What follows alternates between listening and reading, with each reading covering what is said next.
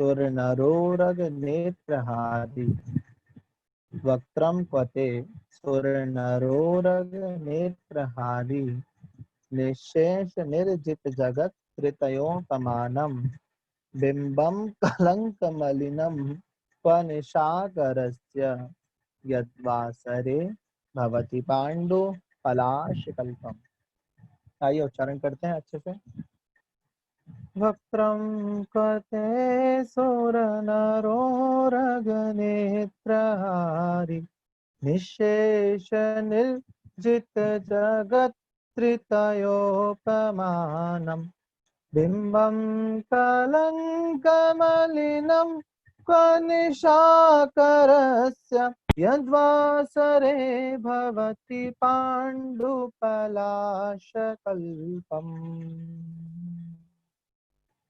एक बार पुनः। वक्त्रं क्वते सुरनरोरगनेत्रहारी निशेष निर्जित जगत् त्रितयोपमानं बिंबं कलंकमलिनं निशाकरस्य यद्वासरे भवति पाण्डुपलाशकल्पम्।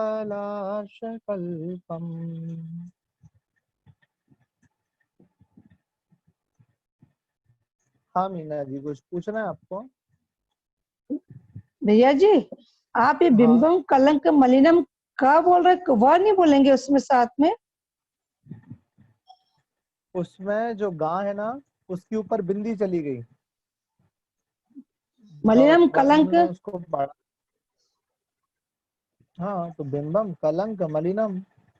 हाँ आपके वाले में गा, आपके वाले में गा दिख रहा होगा, वो है ना, एक गा नहीं होगा नहीं, और नीचे गा होगा। हाँ नहीं, फिर कव बोलेंगे, क बोलेंगे उसको?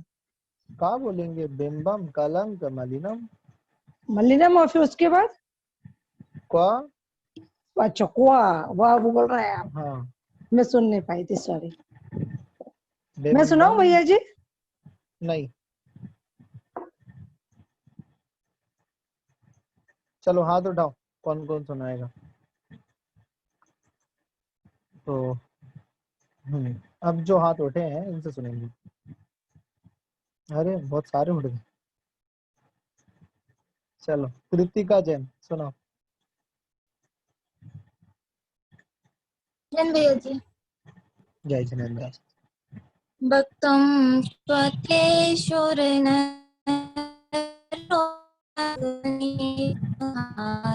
निशेष निर्जित जगत्त्रितयोपमानं बिंबं कलङ्कमलिनं वनिशाकरस्य यद्वासरे भवति पाण्डुपलाशकल्पम्। एकदम ठीक। सुमन, सही है भैया जी। सुमन जी, सुमन मुलत। हेलो। हाँ आवाज ही नहीं आ रही। हेलो। बोल कौन रहा है, मुझे तो ये भी समझ में नहीं आ रहा।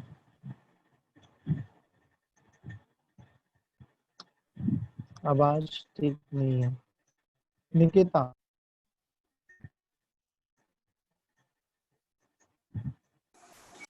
जय जैन भैया जी। जय जिनेन्द्र। वक्त्रं क्वते सुरनरोरगनेत्रहारी निशेष निर्जित जगत कृत्योपमानं बिंबं कलंकमलिनं क्वनिशाकरस्य यद्वासरे भवति पाण्डुपलाशकल्पम्। बहुत बढ़िया। रश्मि जैन।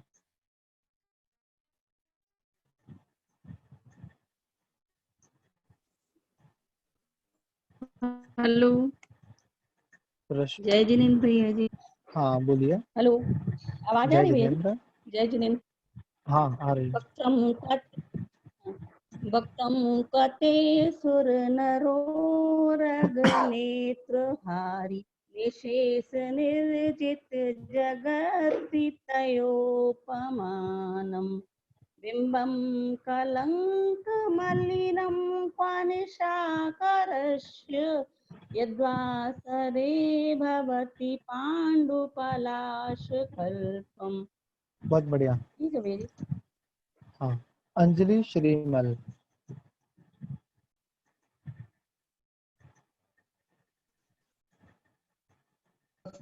पते सुर नरोरग नेत्रहारी निशेष निर्जित जगत् तृतीयोपमानम्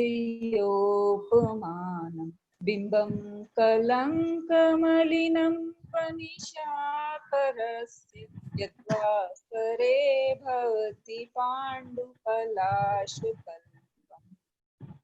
बहुत बढ़िया, एकदम ठीक। आइए इसका अर्थ देखते हैं। बस अब जो रह गए तो वो अगले वाले में हाथ उठाइएगा।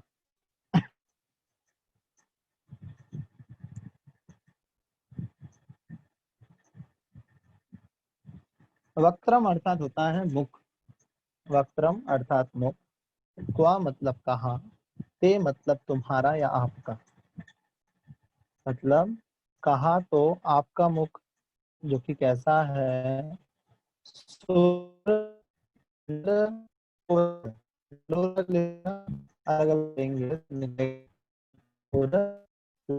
नर अलग है, उरग अलग है।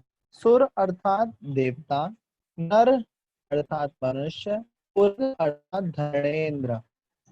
उरग बोलते हैं वैसे तो जो पुष्पों के स्वामी हैं, ऐसे धर्मेंद्र। उन नेत्रहारी अर्थात नेत्रों को हरण करने वाले हैं।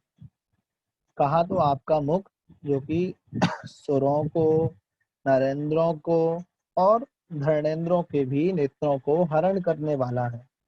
और कैसा है, निशेष अर्थात जहाँ कुछ भी शेष नहीं रहा हो, जिसे हम बोल सकते हैं समस्त। निर्जित अर्थात जिसने जीत लिया है सब कुछ, कुछ भी शेष नहीं रहा जीतने को। जिसने समस्त जीत लिया है। जगत त्रेतय अर्थात तीनों जगत की उपमाओं को। जगत त्रेतय उपमानम, जगत अर्थात तीनों जगत की, उपमानम अर्थात उपमाओं को जिसने जीत लिया है। तो शुरू की दो लाइन का सामान्य अर्थ हुआ कि कहा तो आपका मुख जिसने सुरेंद्रों के, नरेंद्रों के, धर्मेंद्रों का भी हरण लिया है और समस्त संसार की, तीनों जगत की समस्त उपमाओं को जिसने जीत लिया है। उपमा समझते हो ना, जब हम किसी को किसी के साथ कंपेयर करते हैं या तुलनात्मक अध्ययन करते हैं, कोई हमें अच्छा लगा तो ये ऐसा है, ये तो उससे जैसा है। कोई आचार्य श्री के संग के कोई मुनि देखे, हमने बोला अरे ये तो आचार्य श्री जैसे दिखते हैं, ठीक है। पर आचार्य श्री किसके जैसे दिखते हैं, किससे तुलना करोगे, क्योंकि आचार्य श्री तो अपने आप में एक ही है। तो वही यहाँ पे बोल रहे हैं कि जिसने तीनों जगत की समस्त उपमाओं को जीत लिया है और जिसने सुरेंद्रों के अर्थात देवताओं के, मनुष्यों के और धर्मेंद्रों के नेत्रों का हरण कर लिया है। इतना सुंदर कहा तो आपका मुख, और कहा बिंबम अर्थात बिंब, कलंक मलिनम अर्थात कलंक से मलिन या सहित, को मतलब कहा निशार अर्थात रात्रि करने वाला ऐसा चंद्रमा। और कहा चंद्रमा का प्रतिबिंब जो कि कलंक मलिनम अर्थात कलंक से मलिन है। हम लोग देखते हैं ना चंद्रमा में दाग होता है। तो यहाँ पे बात कर रहे हैं, देखो क्या होता है, जब भी हम किसी के मुख की उपमा देते हैं ना तो चंद्रमा से देते हैं कि आपका मुख कैसा है, आपका मुख तो चंद्रमा के समान है। लेकिन यहाँ पे बोल रहे हैं कि कहाँ तो आपका मुख जिसने की समस्त उपमाओं को जिया है, और कहाँ वो चंद्रमा इसमें दाग है, कलंक मलिनम जो कि कलंक से मलिन है। यद और कैसा है, यद मतलब जो, बासरे अर्थात दिन में, भवती मतलब हो जाता है, पांडु मतलब पीला या फीका, पलाश कल्पम पलाश के, कल्पम अर्थात फूल की तरह। जिस प्रकार पलाश के वृक्ष का फूल सूख करके कांतिहीन हो जाता है, उसमें कोई रंग नहीं बचता, उसी प्रकार ये चंद्रमा भी दिन में कांतिहीन हो जाता है। तो आपकी तुलना इस चंद्रमा से कैसे करूं? नहीं कर सकता। कहा ये चंद्रमा कलंक से मलिन और दिन में फीका हो जाने वाला, और कहा आपका मुख जिसने तीनों जगत की समस्त उपमाओं को जीत लिया है, जिसने सुरेंद्रों के, नरेंद्रों के और मनुष्यों के और धर्मेंद्रों के मन को, चित्र को और नेत्रों को हरण कर लिया है, ऐसा आपका मुख।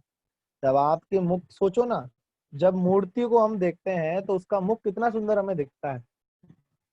उस मूर्ति को देख के जब हमें इतना आश्चर्य होता है, इतनी सुंदरता प्रकट होती है, तो सोचो जब वो साक्षात रहे होंगे तो कितने सुंदर रहे होंगे।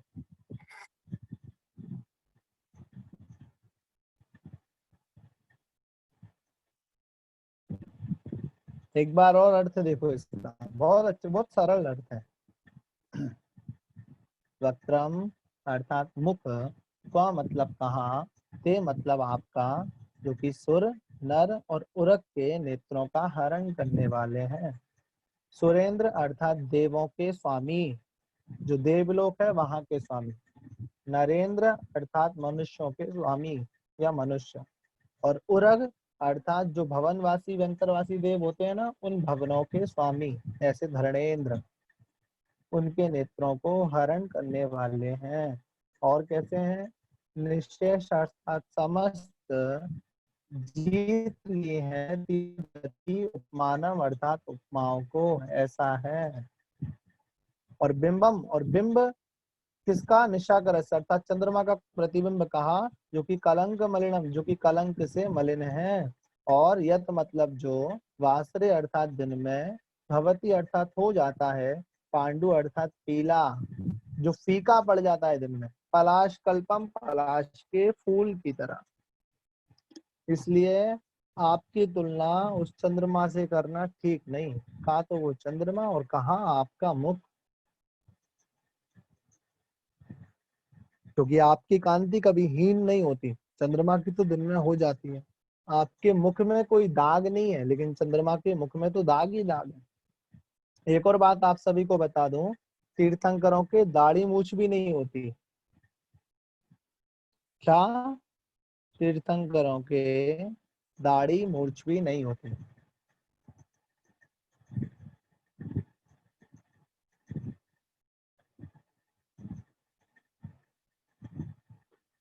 उरग अर्थात उरग, देखो वैसे उरग तो सर्पों का भी पर्यायवाची नाम है, लेकिन उरग जो आता है वो धरणेन्द्र के लिए आता है। हम लोग धरणेन्द्र पद्मावती बोलते हैं ना, वो धरणेन्द्र कौन है? वो भवनवासी देवों में स्वामी होते हैं, उनके राजा जो होते हैं उन्हें धरणेन्द्र बोलते हैं।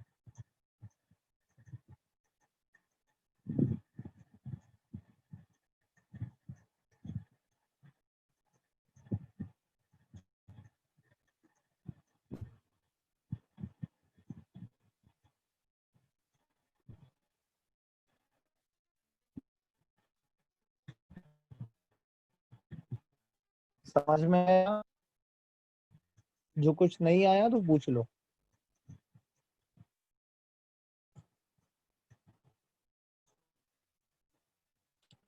सुरेंद्र डिफरेंस है।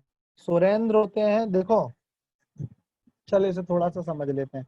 एक बार पहले तीसरी लाइन और समझने बोल रही है। बिंबम अर्थात बिंब, कलंक मलिनम अर्थात कलंक से मलिन, का मतलब का निशाकरस अर्थात चंद्रमा का। कहा तो चंद्रमा का प्रतिबिंब जो कि कलंक से मलिन है। यद बासरे, और जो दिन में, पांडु भवती पीला पड़ जाता है, पलाश कल्पम, पलाश के पत्ते की तरह। ये हुआ। हाँ सुनो ध्यान से।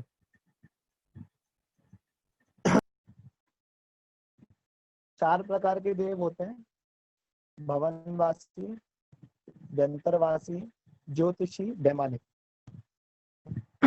इनमें से जो अच्छे देव माने जाते हैं वो वैमानिक देव होते हैं। बाकी के जो तीन होते हैं ना, भवनवासी, व्यंतर और ज्योतिषी, इन्हें देव दुर्गति बोलते हैं। क्या बोलते हैं? देव दुर्गति। जैसे त्रिंच बना कोई मनुष्य, त्रिंचों में एक तो बना शेर और एक बना शूकर अर्थात सुअर। दोनों में से अच्छा कौन है?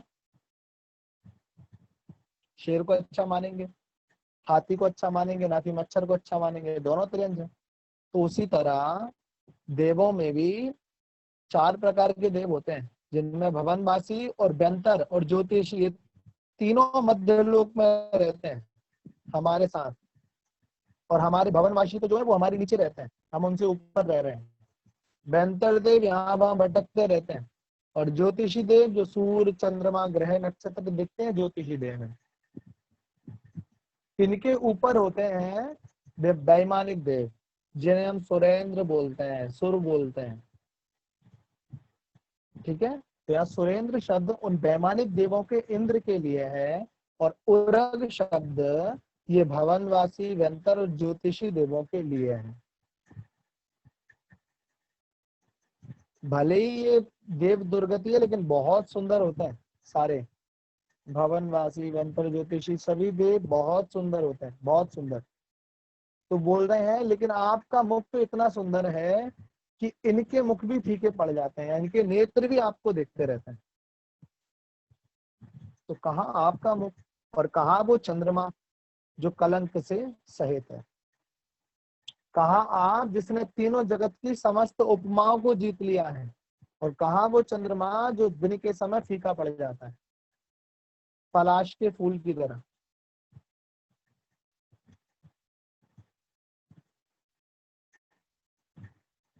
हाँ ऋषि, क्या पूछना है? भैया जी जो चंद्रमा होता है वो भी कोई देव होता है? हाँ, अपने यहाँ ज्योतिषी देव है। वो देव नहीं है, वो देव का विमान है। विमान मतलब रहने का स्थान। तो देव वहाँ रहते हैं चांद पर? हाँ, ठीक है भैया जी। और कोई भी अभी तक चांद पर नहीं गया है। प्रैक्टिकली भी बात है और प्रूफ के साथ भी कि चांद पर अभी तक कोई नहीं गया है, ना जा सका है।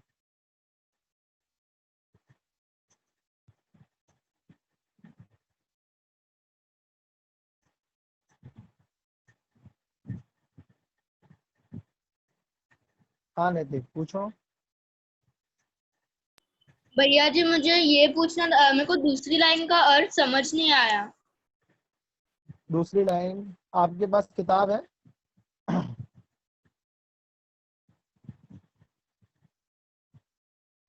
हाँ भैया, म्यूट हो गया क्या? अनम्यूट हो। हाँ है भैया जी। देखो, निशेष मतलब समस्त, निर्जित अर्थात जीत लिए हैं, जगत प्रत्यय अर्थात तीनों जगत की, उपमान अर्थात उपमाओं को, जिसने तीनों जगत की उपमाओं को जीत लिया है। अब उपमा किसे कहते हैं नैतिक? हाँ। उपमा का मतलब पता है? नहीं। जब हम किसी वस्तु को, किसी व्यक्ति को, किसी चीज को किसी के साथ कंपेयर करते हैं ना, उसको उसके साथ घटाते हैं, उसे उपमा बोलते हैं। जैसे सुनो, तुम्हें बाजार में कोई एक व्यक्ति दिखा, ठीक है, और तुमने उसको देखते ही साथ बोला, अरे ये तो मेरे फूफा जी जैसे दिखते हैं। किसके जैसे?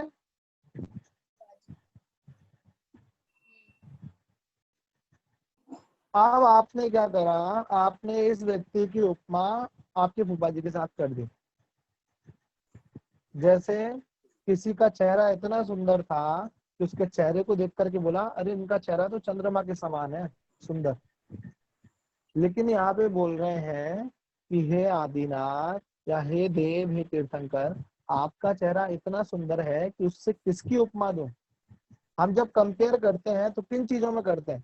जब एक चीज छोटी हो दूसरी हमारे पास ज्यादा अच्छी हो, तब तो कंपेयर करेंगे। बाजार में हम कोई चीज लेने गए, मान लो साबुन, कपड़े लेने गए, 2 टी-शर्ट थी, हमने बोला इससे अच्छी तो ये है, तब तो हमने 2 चीजों में, 2 वस्तुओं में कंपेयर करा, कंपैरिजन करा। लेकिन जब इससे अच्छी वस्तु कोई संसार में होए ना, तो कैसे कंपेयर करोगे? जैसे किसी के पास डायमंड था, ठीक है, उसने उस डायमंड को देख के बोला, अरे इसमें तो इतनी चमक है, इतना सुंदर है, कोहिनूर जैसा दिखता है। ठीक है, अब जिसके पास कोहिनूर है वो किससे उपमा करे? वो क्या बोले? कोहिनूर किसके जैसा दिखता है? किसी के जैसा नहीं। क्यों? क्योंकि उसके जैसा कोई दूसरा है ही नहीं है, उससे अच्छा कोई दूसरा नहीं है। उसी तरह आपका जो मुख है वो इतना सुंदर है, इतना सुंदर है कि उसके जैसा इस संसार में कोई दूसरा है ही नहीं। और जब उससे अच्छा कोई दूसरा है ही नहीं तो आपके मुख की उपमा मैं किसके साथ करूंगा? किसी के साथ नहीं।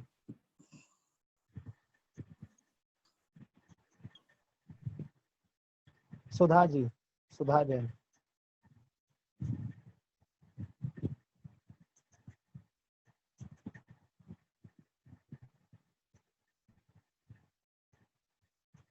सुधा जी,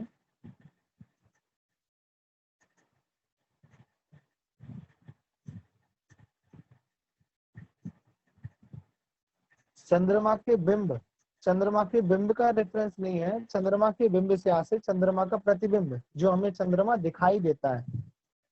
बिंब मतलब परछाई, इसलिए अंतर नहीं है चंद्रमा में या चंद्रमा के प्रतिबिंब में। भैया जी, चंद्रमा पर चंद्र प्रभु की प्रतिमा विराजमान है? नहीं, ऐसा नहीं है। चंद्रमा पर चंद्र प्रभु की प्रतिमा विराजमान नहीं है। चाहे चंद्रमा हो, चाहे सूर्य हो, चाहे और कोई भी नक्षत्र ग्रह तारे हो, जितने भी अकृत्रिम चैत्यालय हैं उन सभी में अरिहंतों की प्रतिमा मिलेगी। किसकी? अरिहंतों की। किसी भी तीर्थंकर की प्रतिमा नहीं मिलेगी, क्योंकि तीर्थंकर शाश्वत नहीं है।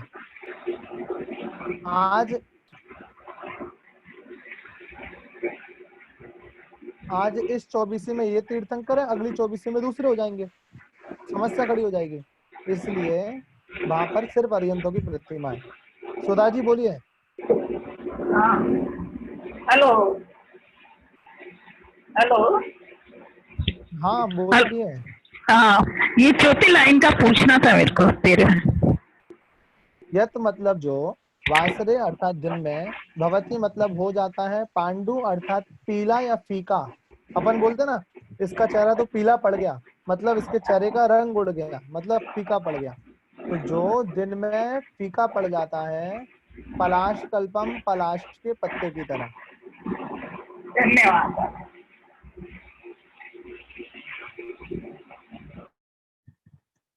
तरुण कुमार सांगवी, अहमदाबाद। हाँ भैया जी, जी आवाज आती है मेरी? हाँ आ रही है। हेलो। हाँ, तो वो ऐसा बोल रहे हैं कि चंद्र चंद्र है ना, मैंने हाँ। आपने बोला पढ़ा था, तो उसमें भगवान की प्रतिमा विराजमान है। हाँ तो आप बोले कि अरिहंतों की प्रतिमा विराजमान है, भगवान की प्रतिमा नहीं विराज, तीर्थंकर चंद्र प्रभु की प्रतिमा नहीं विराजमान नहीं है सूर्य में, वो में नहीं, चाहे सूर्य हो चाहे चंद्रमा हो, इनमें हाँ किसी भी, और इनमें नहीं, मैंने क्या बोला, हाँ जितने भी अकृत्रिम जिनालय होते हैं उन सभी हाँ, में मात्र अरिहंतों की प्रतिमा ही विराजमान होती है। अरिहंतों की, चंद्र पर भी हाँ अरिहंतों की प्रतिमा विराजमान है। हाँ, अरिहंतों की। हाँ, जय चंद्रमा जिनेन्द्र, पर, थैंक यू। सूर्य पर, भवनवासी के हाँ भवनों में, वैमानिक देवों हाँ के विमानों में, इन हाँ, सब जिनालयों में, जो हम नंदीश्वर दीप आदि जाते हैं उन सब में अरिहंत परमेष्टि की प्रतिमाएं हैं। अरिहंत श्री भगवान, और इस उसमें नहीं, तो 24 स्थान की प्रतिमा उसमें नहीं विराजमान। नहीं, जय जी, थैंक उसका कारण क्या है? कारण यह है कि देखो, 24 कब तक है? ये हुंडा अवसर्पणी चल रहा है, इसमें अवसर्पणी काल में ये 24 है, तो अभी अपन सब चंदा प्रभु को पूज रहे हैं।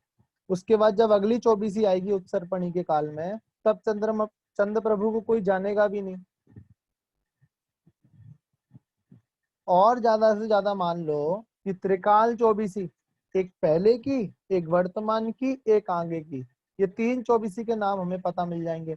उसके आगे और पीछे का क्या करोगे? तो फिर तो लफड़ा हो जाएगा। फिर कोई बोलेगा चंद प्रभु की, भगवान की प्रतिमा विराजमान है। अरे उसके पहले क्या था फिर? चंद्र प्रभु भगवान तो अभी हुए चतुर्थ काल में, तो उसके पहले चंद्रमा पे कोई प्रतिमा नहीं थी।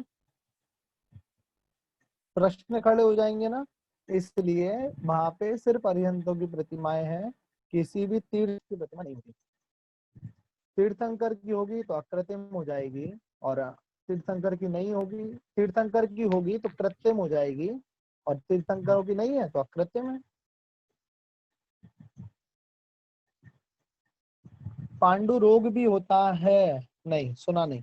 अरिहंत प्रभु के नाम, अरिहंत प्रभु है भाई, जिनके 4 घातीय कर्मों का नाश हो गया वे सब अरिहंत है।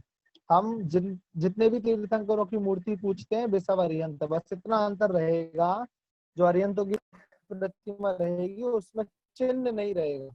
जो नीचे हम बैल, शुकर, स्वस्तिक, चंद्रमा ये सब चिन्ह देखते हैं ना प्रतिमाओं में, ये चिन्ह हटा दो तो वो प्रतिमा भी अरिहंत की कहलाएगी।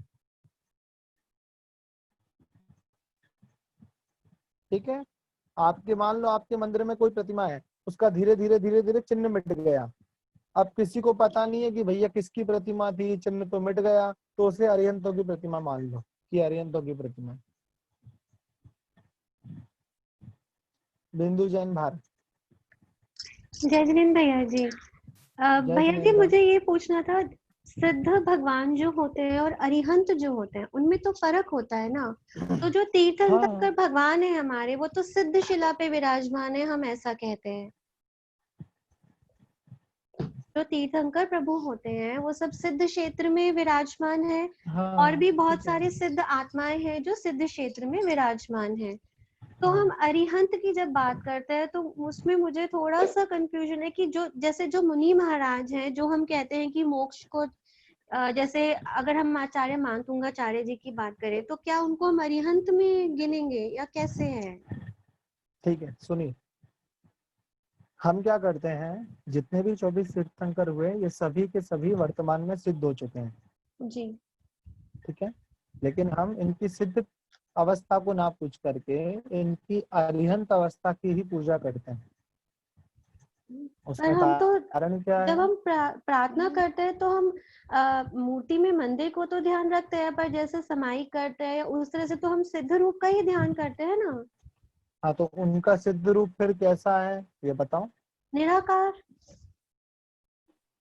जैसे एक जोत, जैसे एक जोत हो गई, या जैसे हम वो जो सिद्ध शिला विराजमान होती है मंदिर में, एक सिर्फ आकृति होती है, मतलब आपने देखा होगा जैसे वो गोल के या ब्रास के, वो अंदर कोई मूर्ति नहीं होती है, स्पेस दिया होता है, बाहर एक आउटर वो होता है खाली।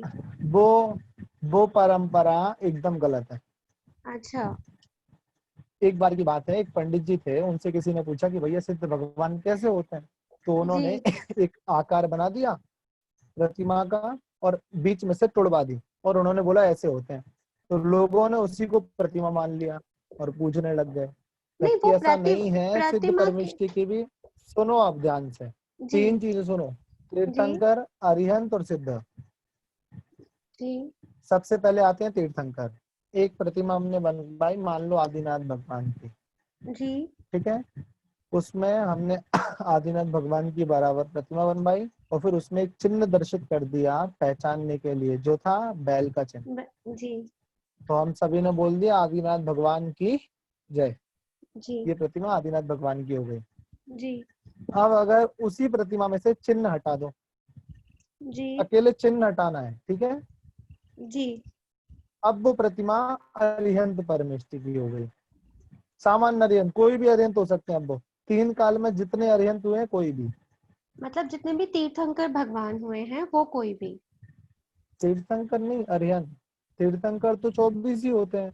हाँ जी, अरिहंत तो अनंत होते हैं जी। जो तो भी चिन्ह मोक्ष हटा जाते दिया। हैं उनको हम अरिहंत के उसमें पूजा करते हैं। जिनके 4 घातीय कर्मों का नाश हो गया है वे अरिहंत है। अरिहंत बनना बहुत आसान है, तीर्थंकर बनना सातिशय पुण्य प्रकृति है। हाँ जी, हाँ जी, हाँ जी। ठीक है, तो उसमें से चिन्ह हटा दिया, अब वो प्रतिमा अरिहंत की हो गई। अब मान लो उस मूर्ति में जो केश थे, प्रतिमाओं में केश बनाते हैं ना हम लोग, हाँ जी, तो वो केश भी हटा दिए। अब जो पलकें थी वो भी हटा दी। अब जो श्रीवत्स का निशान था वो भी हटा दिया और दोनों हाथों और पैरों के नाखून भी हटा दिए और चिन्ह पहले हटा दिया गया था। अब वो प्रतिमा सिद्ध परमेष्टि की हो गई। ऐसी कई प्रतिमा विराजमान है, बहुत जगह विराजमान है। और वर्तमान में तो अभी पंच कल्याण की हुए थे, कौन सी जगह के, वहां पे सिद्ध परमेष्ठी की प्रतिमा विराजमान हुई, तांबे की, बहुत सारी, कई सारी जगह। तो हमें वास्तविक प्रतिमा यही है। एक ज्योत की उसमें या उस तरह से सिद्ध प्रभु का ध्यान नहीं करना चाहिए? अगर हम सिद्ध भगवान का ध्यान करें तो हमें कैसे ध्यान करना चाहिए उनका? देखो, जिसका ध्यान कर रहे हो उसके आकार का ध्यान करना पड़ेगा ना, वे कैसे उसका ध्यान करना पड़ेगा ना। जब वे ज्योति के समान है ही नहीं तो ज्योति का क्यों कर रहे हो? पर सिद्ध हो गए तो उनपे अब आकार कहाँ रहा जब वो सिद्ध आकार हो है। गए हैं? अरे अंतिम आकार उसमें आता है ना, द्रव्य संग्रह में कौन सी लाइन है, उसमें आता है शुरू में कि अंतिम शरीर से कुछ किंचूड़ा चरम देह दो सिद्धा लोयक लोयक गठिदाड़िच्चा, ये करके एक गाथा है, शुरू में है वो शायद, उसमें आता है कि अंतिम शरीर से कुछ नहीं हो। हमें सिद्ध परमेष्ठी का ध्यान कैसे करना है? सामान्य जैसी मूर्ति होती है उसका ध्यान लगा लो, उसमें बस किसी प्रकार के नख नहीं है, केश नहीं है, शरीर पर कोई बाल नहीं है, चाहे वो पलके हो वहां पर भी बाल नहीं है, नख नहीं है, कोई चिन्ह नहीं है। इस प्रकार सिद्ध परमेष्ठी सिद्धालय में विराजमान है। जी। और जो सब हम कहते हैं कि जैसे सतियां हैं या जो सब मोक्ष को प्राप्त हो चुके हैं, उनको हम किस तरह से ध्यान में लाएंगे? उनको किस श्रेणी वे पे सब हम यहाँ सिद्ध है, रखेंगे? सिद्ध में ही वे आएंगे ना वो सब सब? सिद्ध, सब हम जो 24 तीर्थंकर पूज रहे हैं वर्तमान में वे सब भी सिद्ध हो सिद्ध चुके ही, हैं, हाँ जी हाँ जी हाँ जी। लेकिन हम उनकी जो प्रतिमा पूजते हैं वो सब अरिहंत अवस्था अरिहंत की प्रतिमा है। जी जी जी, ठीक है जी, थैंक यू। हाँ भैया जी, अकृत्रिम चैत्यालयों में अरिहंत भगवान और सिद्ध भगवान की भी प्रतिमा, हाँ सिद्ध भगवान की भी होती है, कोई आपत्ति नहीं है। अकृत्रिम चैत्यालयों में सिद्ध भगवान की भी होती है। बिना चिन्ह के होती है अरिहंत, ठीक है। सिद्ध भगवान की प्रतिमा भी पूज्य श्री सुधा सागर जी ने बताई है, एकदम ठीक है, बताई भी है और कराई भी है। भैया जी स्थापना। एक कोई प्रतिमा अगर ऐसी हो तो आप उसकी एक फोटो शेयर करेंगे प्लीज, जब भी आपको हाँ समय मिले। ठीक है। Thank you. तीर्थंकर सभी मोक्ष चले गए हैं और अरिहंत प्रभु मोक्ष नहीं गए, नहीं ऐसा बिल्कुल नहीं है। अरिहंत प्रभु जब तक हमारे पास अरिहंतों के नाम पहुंचे तब तक सारे अरिहंत मोक्ष जा चुके थे, लेकिन हम उनकी अरिहंत अवस्था की पूजा कर रहे हैं, बस इतना अंतर है। हाँ, वर्तमान अपेक्षा में बोल सकते हैं कि अगर कोई वर्तमान में अरिहंत है तो वो मोक्ष में नहीं है, वो संसारी है अभी, क्योंकि उनके 4 आघातीय कर्म बाकी है। अरिहंत और सिद्ध में क्या फर्क है भाई? इतना ही फर्क है कि इनके 4 घातीय कर्म नष्ट हुए हैं और उनके 8 कर्म नष्ट हो गए हैं। अरिहंत परमेष्ठी संसारी है, सिद्ध परमेष्ठी संसार नहीं है, संसारातीत है, ये संसार से मुक्त हो चुके हैं। हर तीर्थंकर भगवान है पर हर भगवान तीर्थंकर नहीं, क्यों नहीं, क्यों है? अच्छा, ये कि हर तीर्थंकर भगवान तो है पर हर भगवान तीर्थंकर नहीं है, भाई ऐसा ही है। जैसे आम तो बहुत सारे होते हैं, लेकिन वो कौन सा आता है, वो हापुस आम जो होता है ना, वो एक विशेष ही होता है, सुना है ना रुशिल ने? जैसे सुनो, मुनि तो बहुत सारे हैं लेकिन विद्यासागर हर कोई नहीं होता, ठीक है। जैसे आचार्य तो कई हुए हैं लेकिन कुंद कुंद एक ही हुए हैं, उनके जैसा कोई दूसरा नहीं हुआ, है ना। आकाश में तारे बहुत सारे हैं लेकिन सूर्य एक ही है, उसके जैसे तेज या चमकदार कोई दूसरा नहीं है। उसी तरह भगवान बनना पुरुषार्थ का खेल है, लेकिन तीर्थंकर कब बनते हैं? सुनो ध्यान से, एक वर्णन आया, चलो आज यही हो जाए, 13 नंबर का काम तो हो गया, एक ही काम तो बहुत है आज। एक वर्णन आया कि जब संसारी प्राणी सारे जीवों के हित की बात करने लगे, मतलब इस संसार में जितने भी जीव उन सबका कल्याण, जब वो भोजन कर रहे हो तो ये सोचने लगे कि मेरे भोजन करने में कितने जीवों की हिंसा होती है, काश ऐसा हो जाए कि मुझे भोजन ही ना करना पड़े। वे जब चल रहे होते हैं तो सोचते हैं कि देखो मेरे चलने से कितने जीवों की हिंसा हो रही है, हे भगवान मुझे ऐसी कोई प्रकृति मिल जाए, मैं चलूं तो पर हिंसा ना हो। मतलब संसार के प्रत्येक जीव के जब वो हित की सोचते हैं, कल्याण की सोचते हैं, तब जाके उन्हें एक ऐसी तीव्र शातिशय पुण्य प्रकृति बनती है जिसे हम तीर्थंकर नाम कर्म कहते हैं। एक तीर्थंकर के काल में करोड़ों असंख्यात अरिहंत हो जाते हैं, लेकिन तीर्थंकर 24 ही होते हैं, क्योंकि बहुत पुण्य प्रकृति है। वे हमें उपदेश देते हैं, हमें शिक्षा देते हैं, द्वादशांग का पाठ। और भी जो अरिहंत हुए वे भी देते हैं उपदेश, वे भी द्वादशांग का पाठ करते हैं, लेकिन तीर्थंकरों का प्रभाव अलग होता है। जैसे आचार्य श्री के उदाहरण समझते हैं, और भी कई सारे आचार्य हैं, वो कोई बात बोले और एक बात आचार्य श्री बोले, कितना अंतर आएगा, जमीन आसमान का अंतर आएगा। आचार्य श्री ने जो बात बोली है वो लोगों के लिए पत्थर की लकीर हो जाएगी। क्यों? क्योंकि बोलने वाले का प्रभाव है उनके, और ये आचार्य श्री का नहीं, ये उनके पुण्य कर्म का प्रभाव है कि लोग उनसे आके जुड़ रहे हैं। उन्होंने इतना ज्यादा पुण्य करा था कि लोग उनको देख करके प्रभावित हो जाते हैं। तीर्थंकर के साथ भी यही होता है, इनको देख करके ही लोग इतने प्रभावित हो जाते हैं। ठीक है, इसलिए तीर्थंकर तीर्थंकर है, सामान्य सामान्य।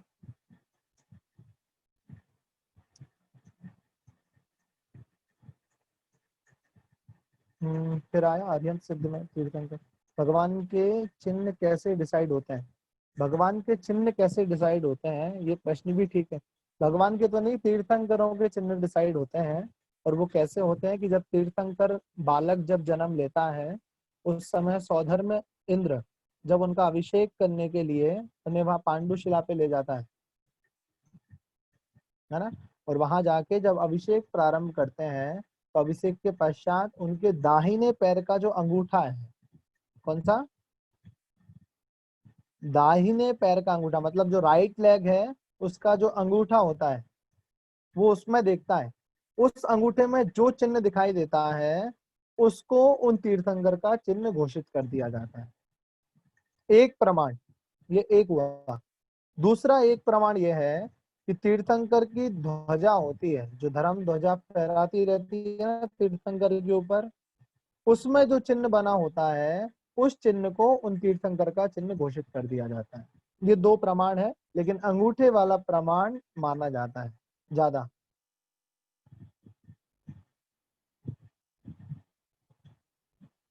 ठीक है, तो ऐसे चिन्ह डिसाइड हो जाता है। फिर अरिहंत भगवान के प्रातिहार कितने होते हैं? अब भाई इस संबंध में आज भी प्रश्न आया था महाराज श्री की सभा में। इस प्रश्न का कोई उत्तर नहीं मिला फिलहाल, तो अगर मिलेगा तो आप सभी को बताया जाएगा, क्योंकि तीर्थंकरों के होते हैं प्रातिहार, ये तो पक्का है, लेकिन सामान्य अरिहंतों के होते हैं कि नहीं बोल नहीं सकते। हाँ भी है और ना भी है फिलहाल तो। फिर हमारे मंदिर में भी ऐसी सामने आमने नया, ये समझा नहीं मैं, समना अमना नया। मुनि महाराज अरिहंत में आते हैं। जब मुनि महाराज, देखो 5 प्रकार के मुनि होते हैं, जिनने तत्वार्थ सूत्र जी या सर्वार्थ सिद्धि पढ़ी होगी उन्हें पता होगा। कुलात, वकुश, कुशील, निर्ग्रंथ, स्नातका। तो जो निर्ग्रंथ नाम के मुनि हैं वो अरिहंत परमेष्टि में ही आते हैं। उनका ही अपर नाम निर्ग्रंथ है और स्नातका सिद्धों का। वर्तमान में तो 4 घातियां भी नष्ट नहीं हो सकते ना, हाँ बिल्कुल नहीं हो सकते, लेकिन हम प्रयास अवश्य कर सकते हैं। भैया वेंतर देव भी सुंदर होते हैं, सुंदर नहीं बहुत सुंदर होते हैं। और ऐसा वर्णन आता है कि अगर कोई वेंतर आंखों के सामने, आवाज आ रही सभी को?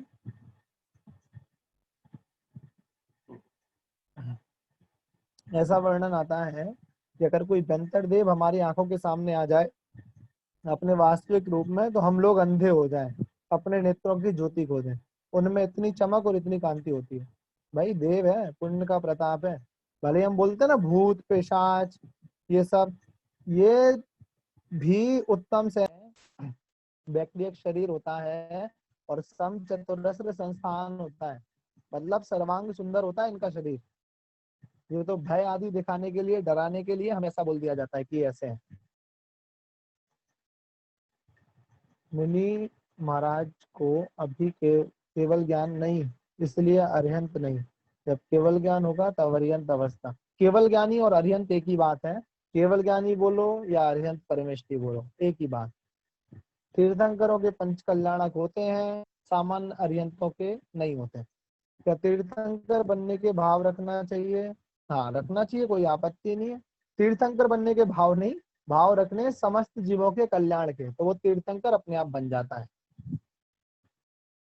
फिर कल्याणक सिर्फ तीर्थंकरों का ही होता है? एकदम हाँ, तीर्थंकरों का ही होता है। क्या हम तीर्थंकर पद पाने की आकांक्षा रख सकते हैं? भाई रखते रहो, कोई आपत्ति नहीं है, लेकिन जो आकांक्षा रखोगे तो वो जो आकांक्षा रख रहा है वो फिर कभी उस वस्तु को प्राप्त कर ही नहीं सकता। सम्यक दर्शन में दूसरा नाम का अंग है निकांक्षित अंग, जिसमें बोला है किसी प्रकार की कोई भी आकांक्षा इच्छा मत रखो। ठीक है, मोक्ष जाने की इच्छा रखो, संसार के सभी जीवों का कल्याण हो ऐसी इच्छा रखो। दर्शन विशुद्धि आदि 16 कारण भावना भाइये। अगर पुण्य तीव्र होगा तो तीर्थंकर प्रकृति का बंध अपने आप होगा। अरिहंत और मुनि एक ही रहते हैं क्या? नहीं रहते। अरिहंत अलग है, मुनि अलग है। लेकिन मुनि जब केवल ज्ञान को प्राप्त कर लेते हैं तो वही अरिहंत हो जाते हैं, और उस समय भी वे मुनि हैं। भैया जी योग निरोध के समय भगवान पृथ्वी से कितना ऊपर उठते हैं, निर्वाण के समय कितना ऊपर होते हैं। चाहे वो योग निरोध हो चाहे वो निर्वाण हो, 5000 धनुष ऊपर उड़ जाते हैं, और जैसे ही निर्माण हुआ वे यहाँ से 7 राजू ऊपर जो सिद्ध शिला है वहां पे जाके विराजमान हो जाते हैं। अरिहंत ने 4 ही कर्म नष्ट किए हैं तो वे भगवान कैसे? अरिहंत और मुनि एक ही रहते हैं क्या? भैया एक नहीं रहते हैं। अरिहंत भगवान ने माना कि 4 कर्म नष्ट करे हैं, लेकिन हम बाल बुद्ध भाग 1 में पढ़ते थे कि अरिहंत भगवान ने 4 घातीय कर्मों का नाश करा है, परंतु उनके जो बाकी के 4 कर्म है वे जली हुई रस्सी के समान है। अब वो जली हुई रस्सी कैसी होती है कि वो दिख तो रही है रस्सी जैसी, लेकिन अगर उसे उठाने जाओगे तो वो टूट जाएगी, बिखर जाएगी, उसमें कोई ताकत या बल नहीं होता। ठीक है, उसी तरह जो बाकी के 4 कर्म है उनमें कोई ताकत नहीं है अब रोक पाने की, अब वे नियम से मोक्ष प्राप्त करेंगे ही करेंगे, इस अपेक्षा वे भगवान है। और भगवान तो कहीं नहीं, परमेष्टि का। बस थक गए हम बोलते बोलते। भैया जी एक बार नमोकार मंत्र के 5 पद समझाएं, सभी कंफ्यूज हो गए। अरिहंत अरिहंता रमो अरिहंताणम, अरिहंतों को नमस्कार हो। सिद्धाणम, सिद्धों को नमस्कार हो। आचार्य उपाध्याय सभी को नमस्कार हो। समझना क्या है भैया जी? तीर्थंकर पद नहीं इच्छा करनी तो 16 कारण भावना करनी चाहिए। 16 कारण भावनाओं में और तीर्थंकर पद की इच्छा में कितना अंतर है? हाँ, दर्शन विशुद्धि, विनय संपन्नता, ये भावना है भाई, ये तो भाना चाहिए, कोई मना ही नहीं है। इच्छा से थोड़ी भा रहे हैं हम, तो वो भावनाएं भा रहे हैं। उन भावनाओं को भाने से तीर्थंकर पद प्राप्त होता है। इसका मतलब ये तो कहीं नहीं है कि हम तीर्थंकर बनने की इच्छा कर रहे हैं। क्यों हम अपनी दुकान प्रतिष्ठानों का नाम भगवान के नाम पे रख सकते हैं क्या?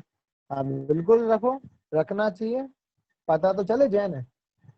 लेकिन सुनो एक और बात है, अपनी दुकान का नाम रख दिया मान लो आदिनाथ ट्रेडर्स, ठीक है, अब वहां जाके गोरख धंधा करो, लोगों को लूटो, तो वो क्या बोलेंगे? अरे वो आदिनाथ तो लूटता है।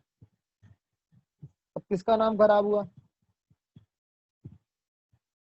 और भाई अगर दुकान चलाओ आदिनाथ भगवान के नाम से और इतने अच्छे से धंधा करो, जो कोई अगर सामर्थ्यहीन है तो उसकी भी मदद करो, बोले वो आदिनाथ वाला तो 1 नंबर है, सबसे बढ़िया, अरे वो जैन साहब बहुत बढ़िया, बहुत ख्याल रखते हैं लोगों का। तो आपके ऊपर है, नाम डुबाना नाम उठाना, उनका तो उठ गया, उन्हें आवश्यकता नहीं है।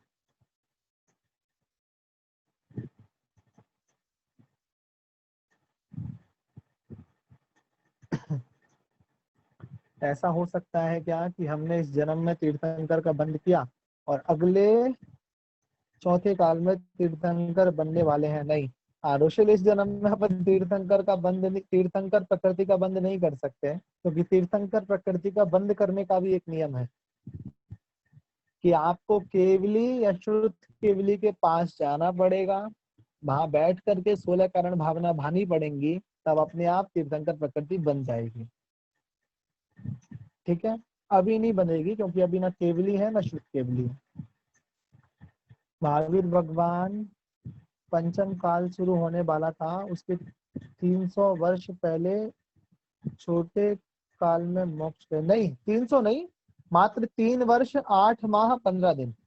देखो चौथा काल जब शुरू होना था, दोनों चीजें सुन लो, चौथा काल जब शुरू होना था आदिनाथ भगवान उसके 3 वर्ष 8 माह 15 दिन मतलब 3 साल और 8.5 माह पहले ही मोक्ष चले गए, चौथा काल शुरू भी नहीं हुआ था। और महावीर भगवान जब 5वां काल शुरू होना था उसके 3 वर्ष 8 माह 15 दिन पहले मोक्ष गए, पंचम काल शुरू नहीं हुआ था। दुकान भी अच्छे काम की हो, जैसे एग की ना हो। अब भाई जैन है, जैन कैसे एग बेचेगा? जैन यहाँ तो जैन रखेगा ना काम। वैसे हाँ एक बार हुआ था, एक भूचड़ खाना खुला था, स्लॉटर हाउस जो होता है ना, उसका नाम अरिहंत रखा था उन्होंने, जिसपे बहुत विवाद हुए थे। क्या हमें मुनिराज भगवान के दर्शन के समय आशीर्वाद मिलने के भाव करना चाहिए? दर्शन करने गए हो कि दर्शन देने गए हो, इस पे निर्भर करता है। जो दर्शन करने गया है उसके दर्शन हो गए, वो खुश। जो दर्शन देने गया है वो चाहेगा कि वो एक बार मुझे देख ले ताकि मुझे आशीर्वाद दे दे। तो डिसाइड कर लेना, करने गए थे कि कराने गए थे।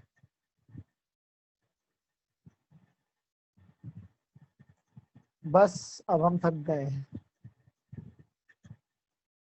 भैया। आचार मानतुंग आचार्य को हम अरिहंत माने नहीं, आचार मानतुंग स्वामी ही मानिए, उनकी आगे की पर्याय डिसाइड करेंगे वो कौन है। अभी तो मोक्ष गए नहीं वो।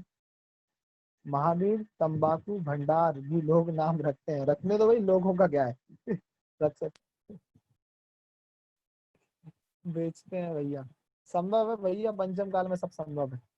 अरिहंत और मुनि एक ही रहते हैं क्या? कैसे? नेटवर्क प्रॉब्लम था, कितनी बार बताएं, अरिहंत और मुनि एक नहीं रहते।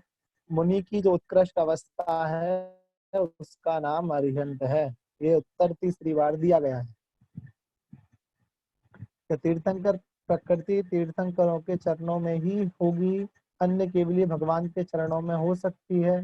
धीरज जी मैंने अभी 2 मिनट पहले बोला कि किसी भी केवली या श्रुत केवली, अर्थात अगर आप किसी उपाध्याय परमिष्टि के पास भी जाएंगे ना, उनके पास जाके भी अगर 16 कारण भावना भाएंगे तो भी तीर्थंकर प्रकृति का बंध संभव है। हो जाए जरूरी नहीं, संभव है।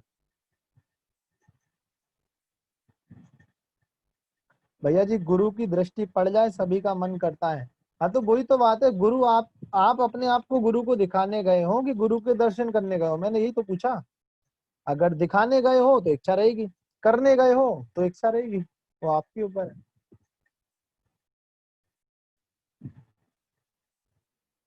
ठीक है, बस हाथ जोड़ लीजिए। छा वाणी के ज्ञान से सूझे लोकालोक, सो वाणी मस्तक नमो सदा देता हूँ ढोक। कायोत्सर्ग 9वां नमोकार।